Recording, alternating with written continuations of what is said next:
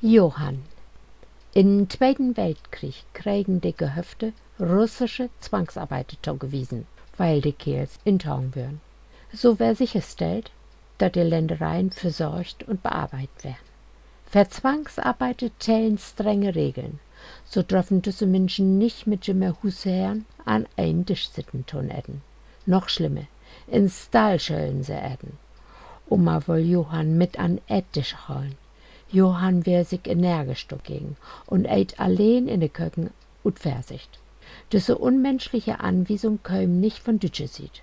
Wer dat beschlossen ha und utspionier, dat alles inholen wär, wüs kein ein. Johann wär fliedig, ruhig und friedfertig. Macht wohl so die 50 Jahre wären hem oder etwas jünger. Ich erinnere mich, dat ich ob Sinenschot genauso klattet bin wie ob Opas. Als Kriegsende wär, müssen alle russischen Zwangsarbeiter ins Sammellager nach Öpke und dürfen keinerlei Kontakt zwischen der deutschen Familie mehr haben. Sonntags besuch Johann uns mit inne und bräuch Miss Martis mit. Ma warn Johann he schön vorsichtig werden, dat jo kein Mensch zu sehen krieg. Johann betür aufzupassen und deren Busch zu gehen. Eines Tages käm Johann nicht mehr.